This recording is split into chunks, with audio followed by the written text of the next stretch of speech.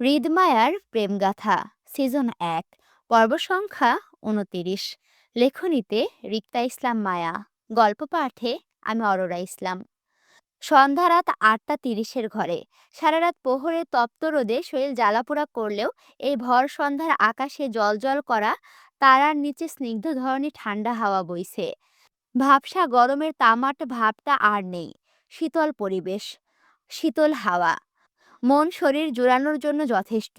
কিন্তু এই শীতল পরিবেশের হৃদের মতন মেজাজি মানুষের ঠান্ডা হওয়া হয়তো সম্ভব না।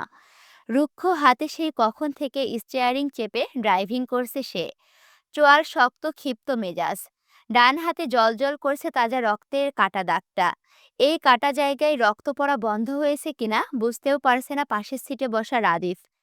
সে অপরাধীর ন্যায় ভাইয়ের পাশে বসে উসখুস করছে। পিছনের সিটে যথারীত আসিফ বসা। আসিফের অবস্থা রাদিফের মতন অপরাধী না হলেও সে সাংঘাতিক ভয়ে আছে হৃদের ড্রাইভিং করা নিয়ে। হৃদ রেগে মেজাজ হারিয়ে আবার অ্যাক্সিডেন্ট করে না বসে। আসিফ আল্লাহ আল্লাহ করে নিজের জানটা হাতে নিয়ে বসে আছে। কি একটা অবস্থা তার! পারছে না হাউমাউ করে কাঁদতে হৃদের ভয়ে। আবার হৃদকে কিছু বলতে পারছে না। তাহলে রাদিফের ওপর হওয়া সবটা রাগ সোজা আসিফের উপরে দিয়ে চলে যাবে। সেজন্য আসিফ এক প্রকার বাধ্য হয়ে চুপ রইল। তবে রাদিফ অপরাধী মুখ করে চুপি চুপি বারবার হৃদের আহত হাতের দিকে তাকাচ্ছে। হৃদ দক্ষ হাতে ড্রাইভিংয়ে হাত চালানোর জন্য তার বাহুর মাংসপেশি ফুলে কালো শার্টের ওপর দিয়ে ঠিকরে ছিঁড়ে বের হতে চাচ্ছে। কনুইয়ের গুটানো শার্টের হাতাগুলো এলোমেলো। কালো শার্টের ওপর রক্তের ছিটাগুলো কালো দাগ হয়ে আছে। তখনকার অফিসের পরিপাটি হৃদ খান আর নেই। এখন বেশ উগ্র আর ভিলেন টাইপের মনে হচ্ছে তাকে, যাকে এক দেখায় মানুষ বলবে সে মারামারিতে ওস্তাদ। রাদিফ শুকনো গলায় ঢোক গিলল। ভয়ার্ত চোখ আওড়ালো হৃদের বাম হাতের দামি রোলেক্স ঘড়িটার দিকে। কাঁচ ভেঙে থিতলে গেছে ঘড়িটা। আর সেই কাঁচ ভাঙা হৃদের হাতের শিরায় ঢুকে শিরার মতো দাগ হয়েছে। রাদিফের বেশ মায়া হলো বড় ভাইয়ের জন্য। আজ ওর জন্য হৃদ আবারও মারামারিতে জড়ালো। মা শুনলে নিশ্চয় রাদিফকে বকবে। কিন্তু রাদিফ বা কি করবে? ও কি জানতো নাকি হঠাৎ এমন হামলা হবে ওর ওপর? কি ভয়ানক একটা পরিস্থিতিতে ফেসে গিয়েছিল সে। যদি সময় মতো হৃদ ভাই না আসতো, তাহলে হয়তো আজ রাদিফের মৃত্যু হতো। আর নয়তো শত্রুরা ওকে ভয়ঙ্করভাবে আহত করে রাস্তায় ফেলে চলে যেত। এমনিতেই হৃদের আসার আগে লোকগুলোর সাথে ধস্তাধস্তি করে পালাতে চেয়েও বেশ আঘাত পেয়েছে সে। গুন্ডা লোকগুলোর সংখ্যা বেশি ছিল, প্রায় ২০-২৫-এর মতন হবে। এতগুলো লোকের সাথে সে আর ড্রাইভার একা পেরে উঠবে না বলে পালাতে গিয়ে তারাও আহত হলো। রাদিফের তো গায়ে হলুদ পাঞ্জাবিটা জায়গায় জায়গায় ছিঁড়ে রক্ত দাগ লেগে আছে। সাথে রাদিফের কপালে, গালে, গলায়, হাতে, বুকে, পেটে প্রায় অনেক জায়গায় কাটাছিঁড়ার দাগ হয়েছে। রাদিফ অপরাধীর ন্যায় ভারী নিঃশ্বাস ফেলল। আজকের ঝামেলাটা মূলত তাদের বাবা নিহাল খানের রাজনৈতিক শত্রুতা ধরে করা হয়েছে রাদিফের ওপর। বংশ পরম্পরা রাদিফদের পরিবারের সকলেই রাজনীতির সাথে জড়িত। বলতে গেলে বাপ, দাদা, বড় বাবা সকলে রাজনীতি করত। এই সূত্রে হৃদ এসবে জড়িত। রাদিফ জড়িত আছে, তবে খুব কম। বাবা নিহাল খানের ইলেকশনের কাজ ছাড়া তাকে আর দেখা যায় না এসবে। মূলত তারা একটা রাজনৈতিক পরিবারের বংশধর। আর সেজন্য তাদের গোপন শত্রুর সংখ্যাও বেশি। রাদিফ মূলত এসব রাজনীতিতে বেশি জড়ায় না একটা। কিন্তু সরাসরি হৃদের ক্ষতি করতে পারছে না বলে রাদিফকে দুর্বল পয়েন্ট বানিয়ে মারতে চেয়েছিল। সময় মতো হৃদ চলে আসায় এই যাত্রায় পানে বাঁচল সে। রাদিফ বেশিরভাগ সময় বাইরের দেশে থাকে পড়াশোনার জন্য। পেশায় সে একজন ডাক্তার। এবার ডাক্তারি ইন্টার্নশিপ করছে। রাদিফ দেশে যখন আসে, তখন বাবা মা আর ভাইদের বাসায় দৌড়াদৌড়ি করে দিন কাটায়। আসলে তাদের বাবা মার সম্পর্কের অবনতির জন্য হৃদ রাদিফ দুই ভাই বাবা মার সঙ্গে একত্রে থাকতে পারে না। তাদের সুন্দর পরিবারটা একত্রে হয়েও আজ বিচ্ছিন্ন। রাদিফ হতাশার ভারী শ্বাস ফেলে হৃদকে উদ্দেশ্য করে অপরাধীর গলায় শুধালো, ভাই, তোমার কাটা হাতে এখনো রক্ত পড়ছে। ব্যান্ডেজ করা দরকার। তুমি গাড়িটা আসিফকে চালাতে দাও। আমি তোমার হাতের ব্যান্ডেজটা করে দেই। রাদিফের কথা থামতে থামতে বেশ জোরে করে ব্রেক কষল হৃদ। হঠাৎ ব্রেক কষায় পেছন থেকে আসিফ আরো সামনের দিকে। রাদিফ দুজনেই ঝুঁকে গেল মুহূর্তেই। তাড়াহুড়ো দুজনে ঠিক হয়ে বসার আগে হৃদ শক্ত চোয়ালে স্টিয়ারিং চেপে ধরে বলল, বের হ। তাড়াহুড়োয় রাদিফ আসিফ দুজনে সোজা হয়ে বসলো। আসিফ তো ভয়ে একদলা থুতু বুকে ছিটিয়ে নিল। যানটা তার হাতে চলে এসেছিল, হঠাৎ হৃদের ব্রেক কষায়। মনে হয়েছিল এই বুঝি ইন্না নিল্লাহি পড়বে নিজের ভাগ্যের ফেরে আসছে, বেঁচে গেল। কিন্তু আর কিছুক্ষণ হৃদ ভাই এভাবে হঠাৎ হঠাৎ ব্রেক কষে গাড়ি চালালে গাড়ি অ্যাক্সিডেন্ট হওয়ার আগে কখন কি হবে সেই ভেবে টেনশনে টেনশনে সে হার্ট অ্যাটাক করে মারা যাবে। আসিফের আকাশ কুসুম চিন্তার ধ্যান কাটল রাদিফের অধৈর্য গলায়। রাদিফকে শুধিয়ে রাদিফ বলল, মানে কি হয়েছে ভাই? বের হব কেন? স্টিয়ারিং শক্ত হাতে চেপে দাঁত কিরমির করে হৃদ এক গলায় বলল, I said both and out now. হৃদের রাগ বুঝে আসিফ আর কোনো কিছু না চিন্তা করে পেছনের দরজা খুলে লাফিয়ে বের হয়ে যায়। কিন্তু রাদিফ তারপরও হৃদের সঙ্গে থাকতে চেয়ে বলল, ভাই, আমি একটু থাকি না তোমার সাথে? No never, out. অজ্ঞাত হৃদয় ধমক খেয়ে রাদিফ গাড়ি থেকে নেমে দেখল ওরা ফাহাদের বাড়ির গেটের সামনে। মাথার ওপর ফেরি লাইটের ছাদ, বিয়ে বাড়ির হইচই গান বাজনা কানে আসতেছে তাদের। আসিফ রাদিফ একে অপরের মুখ চাওয়াচাওয়ি করে হৃদকে এক পলক দেখে এগোলো বাড়ির ভেতরের দিকে। হৃদ তখনও জেদ ধরে গাড়িতে বসে অপেক্ষা করলো নিজের রাগ কমার। গরম মেজাজ নিয়ে বিয়ে বাড়িতে প্রবেশ করলে আরও মেজাজ খারাপ হবে তার। এত মানুষের ভিড় দেখে হৃদ এই মুহূর্তে ভুলেও এইসব বিয়ের ঝামেলায় আসতো না। বউটা আজ যদি এই বিয়ে বাড়িতে না থাকতো তাহলে সেও আর ফিরে আসতো না। কিন্তু বেহায়া মনটাকে সে এইসব বোঝাতে পারছে না। বউটার জন্য এই বাড়িতে মনটা পড়ে আছে বলে সে বাধ্য হয়ে মনের পিছু পিছু এখানে এসেছে। নয়তো সে কখনো এত বেহায়া হতো না। তার বেহায়া মন আর তার বেয়াদব বউ দুইটাই তো তার কথা শোনে না, খালি অবাধ্যের মতন একটা আরেকটা খোঁজে। হৃদ পরপর ভারী শ্বাস ছেড়ে নিজের রাগ কমাতে চেয়ে ব্যর্থ হলো। কিছুক্ষণ দম ধরে বসে রইল, কিন্তু কাজের কাজ কিছুই হলো না। উল্টো অকারণে আরো মেজাজ খারাপ হলো তার। হৃদের এই বালের মেজাজটা চট করে খারাপ হয়ে যায়। একবার মাথা গরম হয়ে গেলে তৎক্ষণাৎ শান্তও হতে পারে না সে, সময় লাগে। হৃদ সেটে বসে গাড়ির ড্রয়ার খুলে এক টুকরো সাদা রুমাল নিয়ে ডান হাতে কাটা জায়গায় পেঁচালো। রক্ত পড়া বন্ধ হয়েছে কিনা জানা নেই, তবে মুহূর্তে সাদা রুমালে লাল রক্ত লেগে গেল। হৃদ ক্ষিপ্ত মেজাজে বাম হাতে ভাঙা ঘড়িটা খুলে ছুঁড়ে ফেলল গাড়ির সিটে।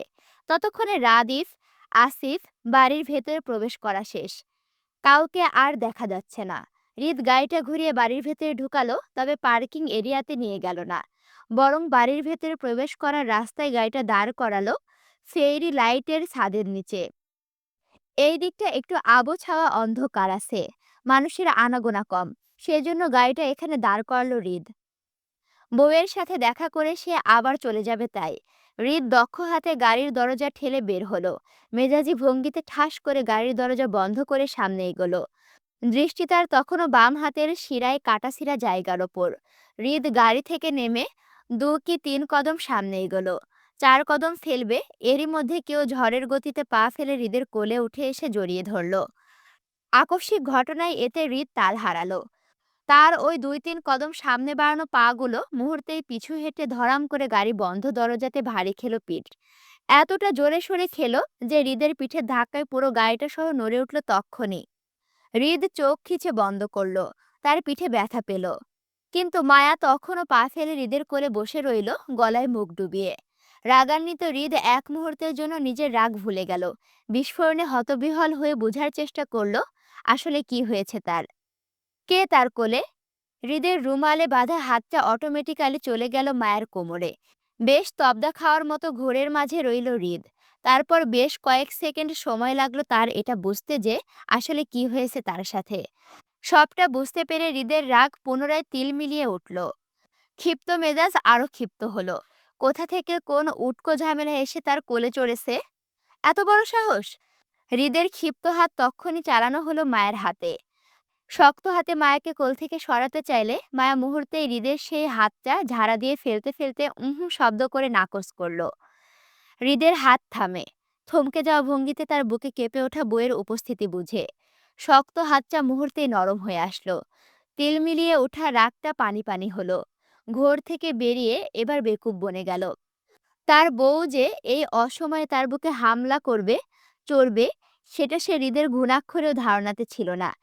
হৃদের পিঠ শিরশির করছে ব্যথায়। গাড়ির বন্ধ দরজার সঙ্গে ভারী খেয়েছে ভালোই জোরে।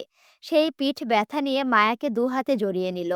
এই প্রথম হৃদ মায়াকে জড়িয়ে ধরা, তাও এতটা কাছ থেকে। মায়ের ক্ষেত্রেও হয়তো তাই। দুজন দুজনকে এই প্রথম আলিঙ্গন করলো। হৃদের বেয়াদব মন তো বউয়ের পাল্লায় পড়ে বুকের ভেতর লাফিয়ে বেড়াচ্ছে নিচে কুদে। খুশিতে কখন জানি লাফ দিয়ে বুক থেকে বেরিয়ে যায়। হৃদ মায়ের কোমর চেপে চেপে একটু ওপরে তুলল। কোল থেকে মায়ের পা পিছলে যাচ্ছে বলে হৃদ দু হাতে মায়াকে জড়িয়ে ধরে মায়ের ভর নিজের বলিষ্ঠ হাতে নিল। মায়া তখনও দু হাতে হৃদের গলা জড়িয়ে সেখানে মুখ ডুবিয়ে বসে। সারা শব্দ দুজনের কারণেই। অনুভবে দুজনই নিশ্চুপ। হৃদের একটা হাত মায়ের কোমরে, অন্যটা সোজা চলে গেল মায়ের খোপা করা চুলের মুষ্টিতে। হৃদ মায়ের খোপা করা চুল মুষ্টিবদ্ধ করে পিছন টানল। মায়াকে নিজের মুখোমুখি করতে মায়া চুলের ব্যথায় নাক মুখ কুঁচকে চোখ বন্ধ করে রইল। তারপরও উফ শব্দ করল না। হৃদ মায়ের মুখের ওপর ঝুঁকে তার অশান্ত চোখ আউড়িয়ে তাকালো মায়ের বন্ধ দু চোখের কম্পিত পাতার দিকে। তারপর চোখ ঘুরালো মায়ের গালের পড়ে থাকা গাছি চুলের দিকে। তারপর নাক, এরপর মায়ের টকটকে লাল কম্পিত ঠোঁটের দিকে। সেই অশান্ত দৃষ্টি পরপর ঘুরে চলল মায়ের থুতনি বেয়ে খালি গলার দিকে। এরপর আরও একটু নিচে। মায়ের গায়ে বাসন্তী রাঙা শাড়িটার সাথে যেন মায়ের গায়ের রংটাও মিলে গিয়ে জলজল করে উঠল হৃদের চোখে। হৃদ অনুভূতি শূন্য চোখে আবারও মায়ের গলা থেকে দৃষ্টি ঘোরালো মায়ের টকটকে লাল ঠোঁটের দিকে, তারপর কম্পিত চোখের পাতার দিকে। হৃদের শ্বাস যেমন মায়ের মুখে আশ্রে পড়ছে, ঠিক তেমনি মায়ের শ্বাসও হৃদের নিজের ওপর অনুভব করলো। হৃদের হঠাৎ ভীষণ রকমের নেগেটিভ ফিল হলো। বাড়াবাড়ি করে বউকে নিজের সাথে পিষে ফেলতে মন চাইলো। হয়তো সে সিরিয়াস হচ্ছে। হৃদ উত্তেজনায় কামুন হয়ে ঠাস করে মায়াকে ঘুরিয়ে গাড়ির সাথে পিঠ ঠেকালো। মায়ের পিঠ গাড়ির বন্ধ দরজার সাথে ঠেকে যেতেই হৃদ মায়ের মুখোমুখি হয়ে ঝুঁকে পড়ল। মায়ের খোপায় থাকা হৃদের হাতটা আরো শক্ত হলো। মায়ের খোপায় দেওয়া গাঁদা ফুলের মালা হৃদ শক্ত হাতে টেনে ছিঁড়ে ফেলতে ফেলতে রাগে দাঁতে দাঁত পিষে বলে, হিজাব কই তোর? মায়া ব্যথা পেল। তারপরও মুখে উফ শব্দ বের করল না, বরং সেইভাবেই পড়ে রইল হৃদের গলা জড়িয়ে গাড়িতে পিঠ থেকে। হৃদ গাঁদা ফুলের মালাটা ছিঁড়তে গিয়ে মায়ের চুলসহ খোপা খুলে যায়। অল্প কিছু চুলও সেই মালার টানে ছিঁড়ে হৃদের হাতে আসে। মায়া খুব আস্তে করে কম্পিত গলায় কোনো রকমে বলল, আপুর হলুদের জন্য পড়া হয়নি। আপুর হলুদের জন্য তোকে কে লাইসেন্স দিয়েছে আমার অবাধ্য হওয়ার? তোকে বলেছিলাম না আমার সস্তা জিনিস পছন্দ না? হেজাব পরিসনি কেন? মায়া কথা বলল না, বরং চোখ বন্ধ করে সেভাবে পড়ে রইল হৃদের সাথে মিশে। হৃদ মায়ের শরীরের কম্পন টের পেল। মায়ের চোখে মুখের দিকে তাকিয়ে আবারও একই শক্ত গলায় বলল, কোলে চড়েছিস কেন? আমি যদি কিছু করে দেই তাহলে কাঁদবি? মায়া তীব্র লজ্জায় মুহূর্তে হৃদের হাতের মধ্যে দিয়ে গলা জড়িয়ে ধরে মুখ ডুবালো। হৃদ মায়ের লজ্জা আঁচ করতে পেরেই বলল, আমি নেগেটিভ ফিল করছি হৃদ। বলতে বলতে হৃদ দু হাতে মায়াকে জড়িয়ে ধরে ঘনিষ্ঠ হতে চাইল, হয়েও গিয়েছিল। কিন্তু এর মধ্যে আরাফ খান কোথা থেকে বাগড়া দিয়ে খাক ছাড়ে। হৃদ, হৃদ বলে ডাকতে ডাকতে এদিকে আসতে লাগলো। আরাফ খানের ডাকে হুঁশ ফিরে মায়ার। অস্থিরের ন্যায় তাড়াহুড়ো করে হৃদের কোল থেকে নেমে পালাতে চাইল। হৃদ মায়ের বাহু টেনে ক্ষিপ্ত মেজাজে শুধালো, কোথাও যাবা না, আমার মন ভরেনি, কাছে আসো। আবারও একইভাবে আরাফ খানের খাক ছাড়া ডাকে মায়ের ভয়ে উত্তেজিত হয়ে ছটফটিয়ে হৃদের হাত থেকে নিজের বাহু ছাড়াতে চেয়ে অস্থির হয়ে বলল, প্লিজ ছাড়ুন, দাদাভাই এদিকে আসছে। আসুক, প্লিজ। না। আরাফ খানকে নিকটে আসতে দেখে মায়া ভয়ে হিতাহিত জ্ঞান হারিয়ে হৃদকে ধাক্কা দিয়ে নিজেকে ছাড়িয়ে অন্য পথে দৌড়ালো। হৃদের তখনকার মায়ের খোপা ফুল ছিঁড়ে দেওয়ার সময় মায়ের হাঁটু সমান চুলগুলো দৌড়ে তালে তালে দোল খেলো। হৃদ ক্ষিপ্ত মেজাজে পেছন থেকে মায়ের দৌড়ে চলে যাওয়া দেখল। বউটা তার ঝড়ের গতিতে এসে হৃদকে এলোমেলো করে দিয়ে আবারও বেঁকে পালিয়ে গেল। হৃদের ক্ষিপ্ত মেজাজ আরো ক্ষিপ্ত হলো যখন আরাফ খান ডাকতে ডাকতে হৃদের নিকটে এসে দাঁড়ালো। আরাফ খান কিছু বলবে তার আগে হৃদ রাগে কটমট করে বলল, তোমার টাইমিং সেন্স বড্ড খারাপ দাদা ভাই। I just hate that. Araf Khan হৃদের খোঁজে এগিয়ে এসেছিল রাদিফের সম্পর্কে জিজ্ঞেস করতে, রাদিফের ওপরে কারা হামলা করেছিল সেটা জানতে। আসিফ বলেছিল হৃদ গেটের সামনে গাড়িতে বসা, সেই জন্য তিনি এগিয়ে এসেছিলেন এদিকটায়। হৃদকে খুঁজেও পেল, কিন্তু হৃদ ওনার টাইমিং সেন্স নিয়ে কথা বলার মানেটা তিনি বুঝল না। সেই জন্য তিনি অবুঝ গলায় হৃদকে শুধিয়ে জানতে চাইল, আমার টাইমিং সেন্স খারাপ মানে? কি করেছি আমি? হৃদ দাঁতে দাঁত পিষে বলল, অনেক কিছু করেছো। আমার পার্সোনাল মোমেন্টে বাগড়া দিয়েছো। ইউ ডিস্টার্ব মি দাদা ভাই। হৃদের কথায় কেমন বেকুব বনে গেল আরাফ খান। তার পর মুহূর্তে নাক মুখ কুচকালো। উনি হৃদের পার্সোনাল মোমেন্টে কিভাবে ঢুকলো? হৃদ এমনভাবে বলছে যেন হৃদ তার বউয়ের সাথে ছিল, আর তিনি এসে তাদের রোমান্সের মধ্যে ঢুকে পড়েছেন। আরাফ খান অনেকটা ব্যঙ্গ করে হৃদকে খোঁচা মেরে বলল, তোর আবার পার্সোনাল মোমেন্ট? এমনভাবে বলছিস যেন বউয়ের সাথে ছিলে এতক্ষণ। হ্যাঁ। হৃদের সোজা সাপটা কথায় তিনি আবারও বিশ্বাস করল না হৃদকে, বরং ভুরু উঁচু করে বলল, কি হ্যাঁ, আমারে মুরগি বানাস?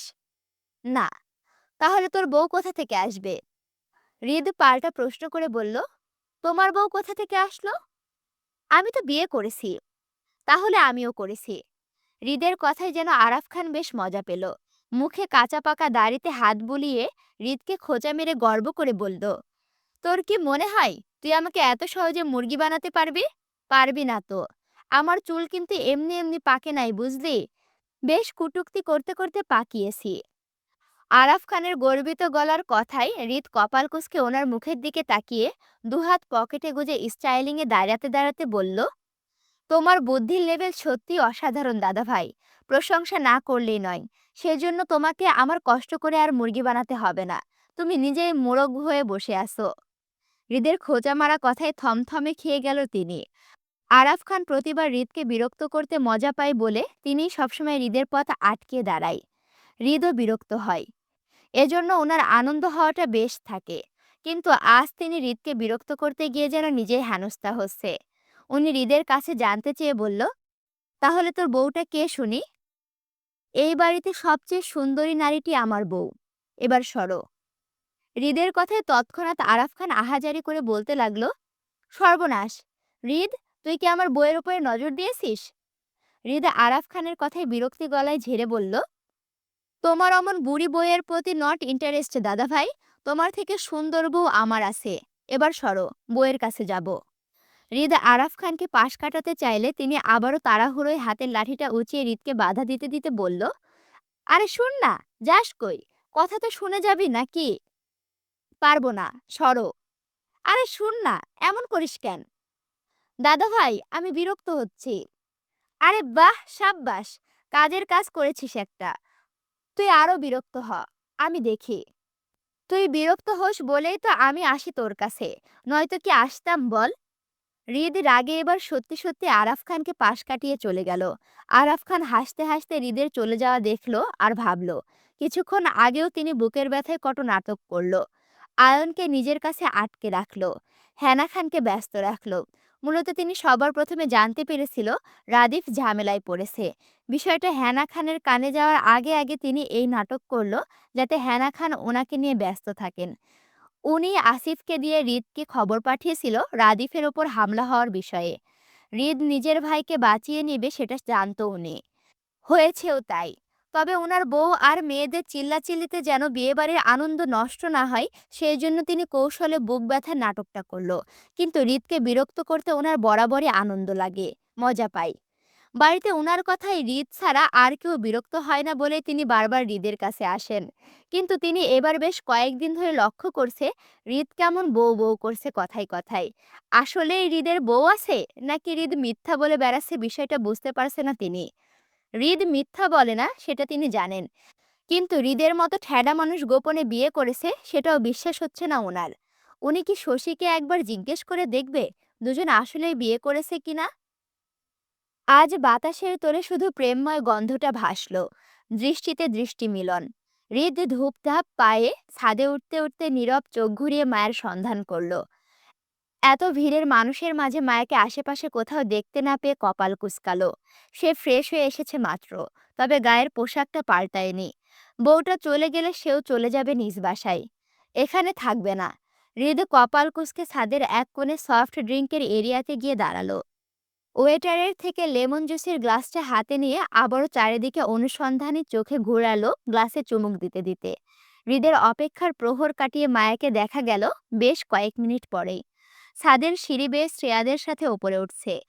হৃদের খুলে দেওয়া তখনকার চুলগুলোতে মায়া আবারও খোপা করে সেখানে লাল টকটকে গোলাপ গুজিয়েছে। দু হাতে গাঁদা ফুলের মালাটাও ঠিকঠাক দেখা যাচ্ছে। হৃদ বুঝলো বউ তার আবারও পরিপাটি হয়ে এসেছে। হৃদের নিভে যাওয়া খিদাটা আবারও জাগলো বউকে কাছে পাওয়ার। হাতের লেমন জুসের গ্লাসটা চুমুক দিতে দিতে মায়ের দিকে কেবল শান্ত দৃষ্টিতে তাকিয়ে রইল। মায়া শ্রেয়ার পেছন পেছন স্টেজের দিকে হাঁটতে হাঁটতে ঘাড় বেঁকে হৃদের দিকে তাকাতেই মুহূর্তেই চোখাচোখি হলো দুজনের। লজ্জায় মাথা নুইয়ে পড়ল। তৎক্ষণাৎ নতমস্তিষ্কে হয়ে চোখ মুখ খিচে বন্ধ করে নিল হৃদের সাথে চোখাচোখি হয়ে যাওয়াতে। উফ কি লজ্জা! লজ্জায় আড়ষ্ট হওয়া মায়া নিজের শাড়ির আঁচল আঙুলে পেঁচাতে পেঁচাতে শ্রেয়ার পেছনে হেঁটে আবারও ঘাড় বেঁকে তাকালো হৃদের দিকে। পুনরায় হৃদের শান্ত চোখে চোখ মেলাতে মায়া আবারও সেই একই কাজ করলো। এবার মায়া সরাসরি তাকালো না, বারবার হৃদের সাথে চোখাচোখি হয়ে যাওয়াতে। বরং মায়া আর চোখে হৃদকে দেখে হাঁটতে লাগলে হঠাৎই আকস্মিক ধাক্কা খায় শ্রেয়ার পিঠের সাথে। মায়ের নাক শ্রেয়ার মাথায় ঠুকে যেতে হকচকিয়ে নাকে হাত ঘষে মায়া। এতক্ষণ মায়া অন্যমনস্ক হয়ে হাঁটায় শ্রেয়ার হঠাৎ দাঁড়িয়ে যাওয়াটা লক্ষ্য করেনি ও। হৃদের সামনে এমন কাণ্ড ঘটায় মায়া লজ্জায় পড়ল। এক হাতে নাক ঘষতে ঘষতে শ্রেয়ার দিকে তাকাতেই শ্রেয়াও পেছন ফিরে মায়াকে কপট গলায় বলল, কিরে বোন, দিনে দুপুরে প্রতিবন্ধীদের মতো ধাক্কা খাচ্ছিস কেন? কোনো সমস্যা? মায়া মাথা নাড়িয়ে না বুঝালো ওর কোনো সমস্যা নেই। অবশ্রেয়া বুঝলো না মায়ের মতিগতি, বরং স্বাভাবিকের ন্যায় মায়ের বাহু টেনে কাঁধ জড়িয়ে পাশাপাশি হাঁটতে হাঁটতে বলল, পেছনে হাঁটছিস কেন? চল আমার সাথে। মায়াকে নিয়ে শ্রেয়া স্টেজের এক পাশের কোনায় দাঁড়ালো। সামনে স্টেজে একদল ছেলে মেয়ের গ্রুপ ডান্স করছে। শ্রেয়ার হাতে তালি দিতে দিতে হইচই করে সে ডান্সে এনজয় করছে। মায়াও হাত মেলাচ্ছে। তবে সে উৎফুল্ল নয়, বরং ভীষণ অমনোযোগী। সকল মনোযোগ এই মুহূর্তে ছাদের অপর কোণায় দাঁড়িয়ে থাকা হৃদের দিকে। হৃদের অবস্থাও সেম। হাতের গ্লাসটাই চুমুক দিচ্ছে আর মায়ের দিকে সেই তখন থেকে শান্ত দৃষ্টিতে তাকিয়ে আছে। মায়া যতবার হৃদের দিকে চোখ তুলে তাকাচ্ছে ততবারই দৃষ্টিতে দৃষ্টির মিল ঘটেছে আর মায়া লজ্জা পাচ্ছে। হৃদ খুব মনোযোগ দিয়ে মায়ার সেই লজ্জা মিশ্রিত মুখটা পরখ করছে। আয়ন সবে এসেছিল ছাদে জুয়ের খোঁজে। এতক্ষণ রাদিফ আসিফের ব্যান্ডেজ করছিল। সকল ঝামেলা মিটিয়ে অবসর হলো। জুয়ের সাথে তার দেখা করার কথা ছিল সেই সন্ধ্যার দিকে, অথচ এখন রাত ৯টা বাজতে চলল। এখনও সে দেখা করতে পারেনি। এর মাঝে আয়ন ছাদে ওঠার সময় নিচে আরিফকে দেখেছিল ড্রাইভারকে বলতে তাদের যাওয়ার গাড়িগুলো বের করতে। হয়তো এখন চলে যাবে তারা।